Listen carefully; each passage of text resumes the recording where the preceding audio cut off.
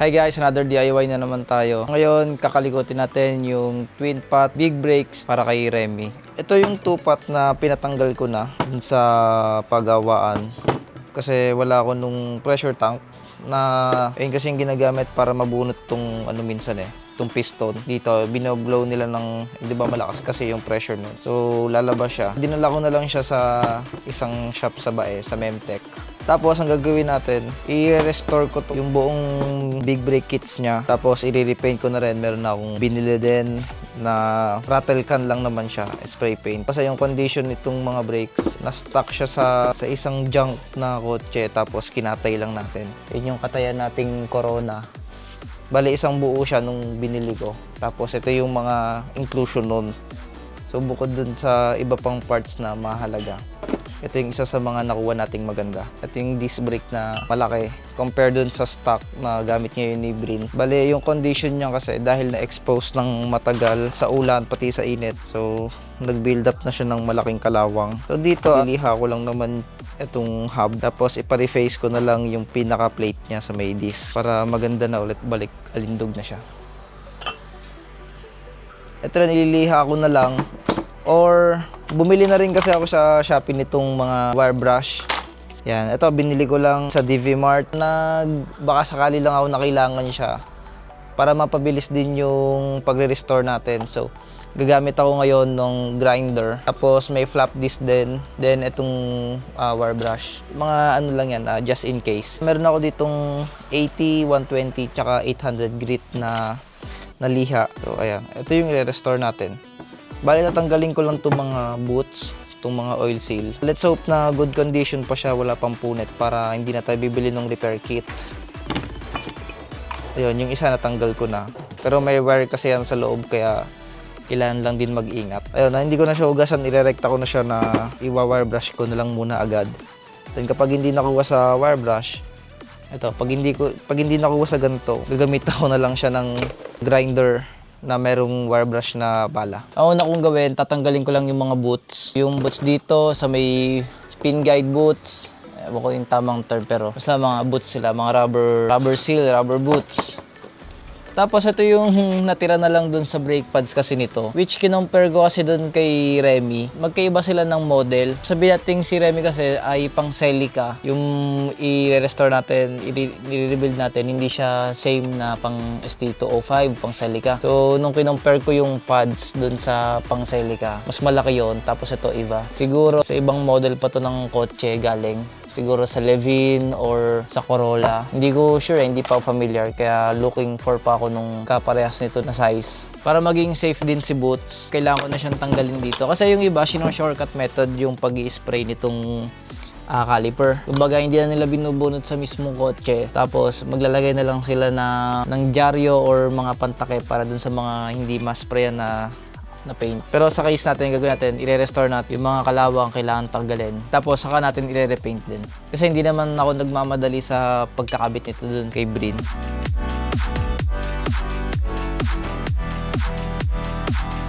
Sa mga hindi nakakalam, ayan, meron siyang kable. Parang ito yung nagiging lock nitong boots. Kaya hindi siya tumatalsik. Ito lang naman kailangan gamitin, flat screwdriver.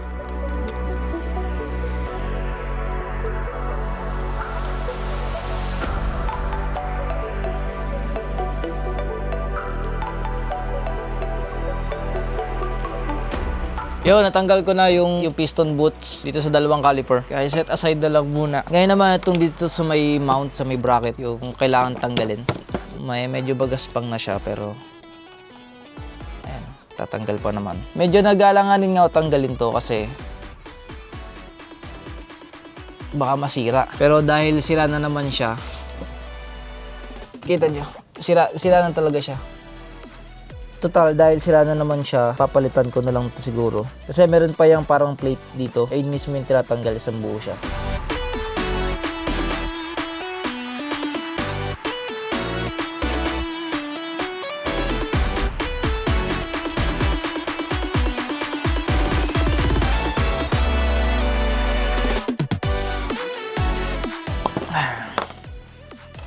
Itong isang side, medyo okay pa. Hindi pa siya ganun kapunit yung mga boots niya.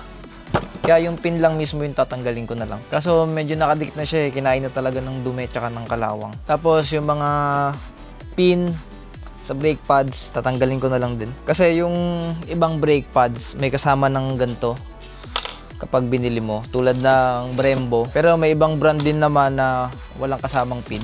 Kaya kailangan pa ding itago. Hindi mo na gagamit ng liha. Try ko munang i-wire brush. Mabilis siyang makuha sa wire brush. Kasi madumi to. Mukhang kailangan ko ata mag-face mask. Kasi ang risky nung grinder din, kapag hindi flat yung surface, masyadong malakas kasi yun, baka pumitik yung bala. Kaya hanggat sa maaari, manual na lang muna. Ito ngayon yung calipers, ito naman yung bracket, tapos ko nang magamitan ng steel brush. Ngayon naman magliliha ako, pero unahin ko na muna itong mga piston, pati mga pin. Tapos gagamitan ko din pala sila ng degreaser, tsaka ipe-pressure wash ko na rin. Pero sa ngayon, lihain ko na lang muna. Ang gamit ko nga pala na liha ay 800 grit. Para yan sa piston.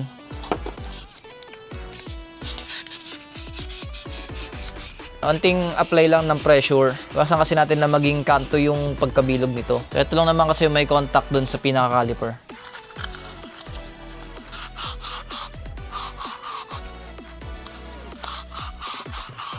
Apat na piston yung gagantuhin natin kasi twin pot siya. Siyempre after hugasan, kailangan i-blower agad kasi mag-accumulate agad siya ng rust dun sa pinaka top coat nung material. Pag hinayaan lang natin siyang matuyo.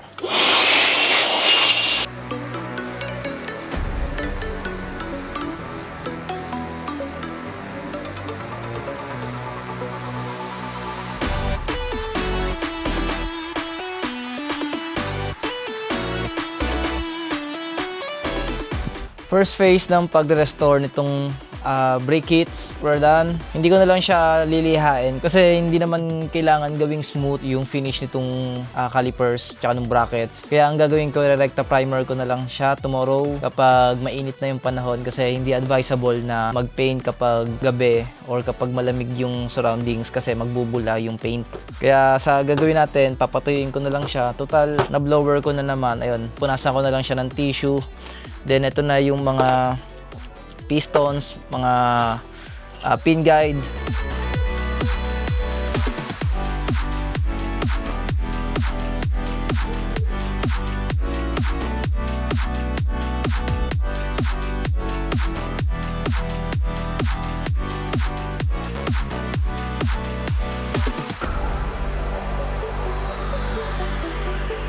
Hi guys, it's my second day ng pag-restore, pag-rebuild, repair, repaint nitong big brake kits para kay Brin sana. Pero bakit sana kasi? Dahil sa pag-research kagabi, sa paghahanap ko ng brake pads, ito yung mga bagay na nalaman namin. Ito kasing brakes na nasa harapan ko ay galing pala sa ST202 ng Celica. In comparison kasi dun kay Remy, yung kay Remy kasi na big brake kits, yung nakakabit ngayon, ay galing sa MR2 na sasakyan. So dahil sa pag-research ng brake pads, para maintindihan nyo yung bakit magkaiba pala sila. In comparison, ito yung brake pads na pinagpalitan ni Remy, na which is galing sa MR2 or sa Caldina. Then ito naman, yung lumang brake pads na nakakabit dito ngayon, na galing pala sa ST202. So in comparison, nakikita nyo na ito yung size difference nila. Ayan. Dito pa lang, ito yung difference ng laki nila. Mas mahaba yung galing sa MR2 compared dito sa Celica, sa ST202 na brake pads. Though same sila ng diameter sa rotor or sa disc brake, pero magkaiba sila ng caliper at sa brake pads na size. To conclude, mas maganda yung contact point ni MR2 kasi mas malaki yung pads niya, yung contact point sa pads niya dito sa surface ng disc. Kaya Ang mangyayari, itong nire-rebuild ko, nire-repair ko ngayon na big brake kits ay mapapalagay kay Remy. Which mas maganda rin naman kasi 'di ba si Remy, ang setup natin doon pang show, pang Sunday car. I mean, pang forma, 'di ba? Personal ano lang. Mas maganda yung kakalabasan magiging setup ngayon doon kasi marirepaint natin siya ng magandang kulay. So, silver yung gagamitin ko na color paint para dito kay sa binubuo ko. Then, yung doon na lang kay Remy, ang ililipat ko dito kay Brin kasi isa rin sa mga napansin ko, maliit yung calipers nito kahit twin pot siya. Mas maliit yung calipers nito kumpara dun sa nakakabit ngayon kay Remy. Tapos, trivia lang din pala, same ang brake pads ng Toyota Corona pati ng Celica. Kaya yun, sa gagawin natin ngayon, sa second day natin, naliha ko na tong piston, yung 4 na piston, and even yung pin guide dito sa may bracket. Ito, may nalimutan lang ako gawin kagabi, yung lihain ko yung dito sa may bore. Kaya ayun yung gagawin ko ngayon bago mag-repaint. Ang gagamitin kong liha ngayon ay 180 grit. So dahil sobrang rough ng texture nito tsaka ang kakapal ng kalawang, gagamitin ko yung 180 grit. Ang lilihain ko lang dito ay yung mismong bore lang. Hindi ko lilihain tong pinagkokontakan ng brake pads kasi papaubaya ko na yan dun sa machine shop. Plano ko kasi ito, pagka reface, palagyan ko na rin siya siguro ng slot para 'di ba mas maganda yung cooling system niya or aesthetic. 'Di ba? Kaya ayun, ito lang mismo yung sa may bore lang yung lilihain ko.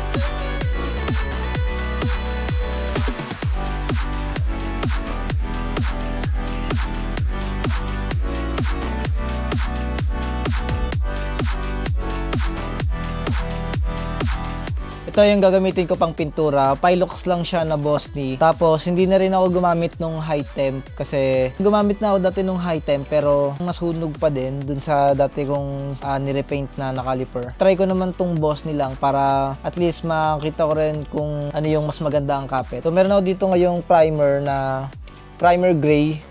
Ito yung base color ko tapos ito yung flat clear yung magiging top coat ko. Bigyan ko pala kayo ng isang tip sa paggamit ng Pilox o nitong Bossny. Or ang tawag kasi dito, spray can eh. Kung meron kayong heat gun or blower, ito yung pinakamagandang tip. Kapag kasi ganito yung condition ng weather, kapag malamig hapon or pag basta malamig yung surroundings, mas maganda na meron kang hawak na blower or heat gun para painitin tong spray can. Bakit? Kasi kapag hindi nyo ginawa to, hindi nyo pinainit sa heat gun or sa blower yung can or yung parts na pipinturahan nyo, magbubula-bula siya minsan. Kumbaga hindi kasi kakapit ng maganda yung pintura dun sa pipinturahan nyo sa may part. Kaya ang nangyayari, di ba, nagbabak-bak, worse, nagbubula-bula siya. Parang orange peel yung kakalabasan. Compare sa kapag pinainitan nyo kasi to, parang pinipreheat na yung nangyayari eh.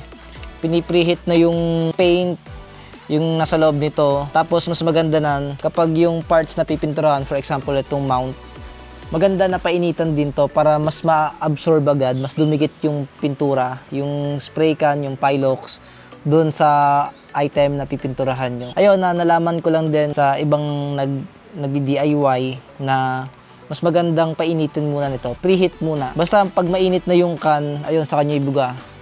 Promise, sobrang ganda nung kakalabasan nun. Kapag wala kayong heat gun, gamitin nyo lang yung blower ng kapatid nyong babae or ng nanay nyo. Or else, huwag kayong magpe-paint ng gabi talaga or yung paggabi. Katulad nitong condition na to. Kasi masasayang yung pinaghirapan nyo.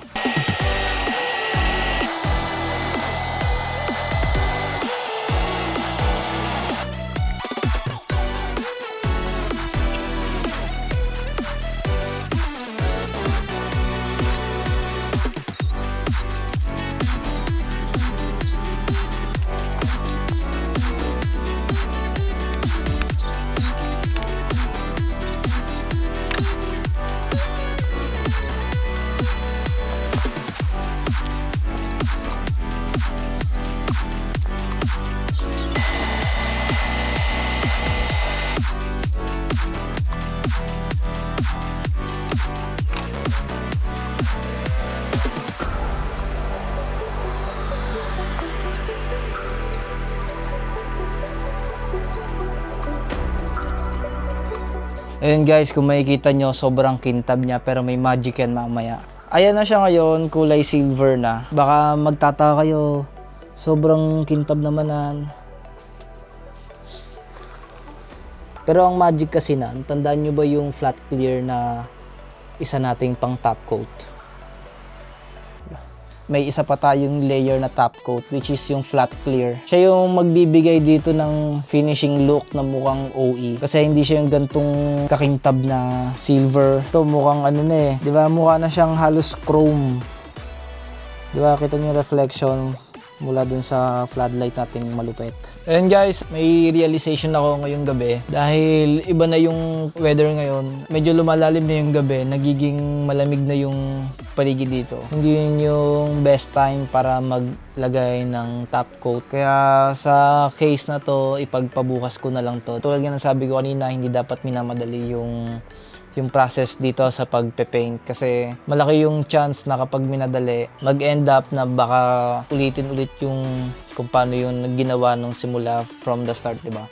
Ayun yung iwasan natin kaya mas maganda na hindi na lang madaliin to. Ayun, hayaan ko na lang muna siya dito ma-cure dun sa last coat tapos subukan kong labanan pa ng itong heat gun yung pinaka last application ko para mas pumatong, mas dumikit pa talaga siya dun sa metal.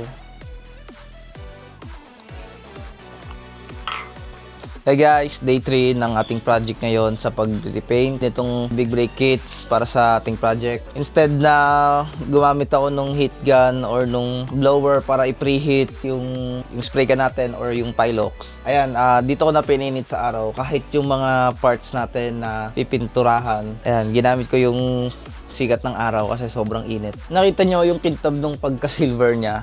Di ba? Parang medyo OA tingnan eh kapag nilapat sa kotse. Kaya yun yung trabaho ng flat clear. Ayan, siya yung mag-eliminate nung pagkakintab na yan. Mukha siyang ano sa akin, kumbaga OA. Ang OA nung pagkakulay niya kapag ganang masyadong makintab. Iwan ko lang siya ng mga 1 hour. Ito yung dahilan bakit hindi ko na siya niliha. Kasi sobrang bare nung pagka-metal niya. Hindi na kailangan lihain talaga. Alright guys, tapos na tayo sa prep stage. Ngayon magla-last coat na ako ng flat clear. Which ngayon ang warm niya pa din dahil prinihit natin sa mismong araw.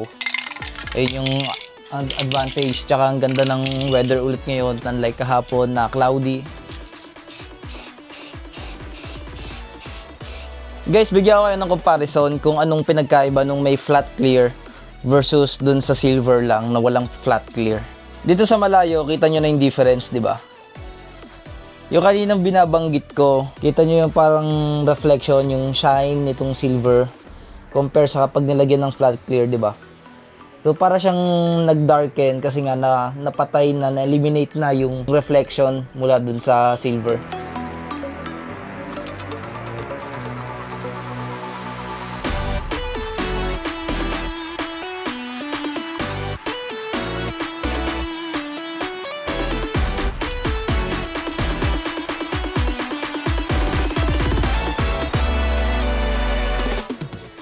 Ito na guys, yung pinaka-final, yung output ng pagpe-paint natin, pagre-repaint natin dito sa buong big brake kits.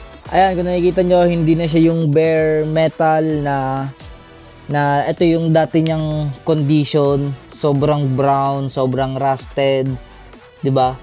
So ngayon, mas maganda na yung appeal niya in terms nga ng Gen Alpha ngayon, aesthetic. Ayan, aesthetic na pag nilagay ito sa kotse natin. Ito yung kinalabasan ng pag-restore natin at hanggang dito na lang muna yung video na to. Sunod nyong panoodin yung next nating gagawin dahil magpapa-reface at cross-drill tayo ng rotor sa Lipa, Batangas. Please do like, share, and subscribe.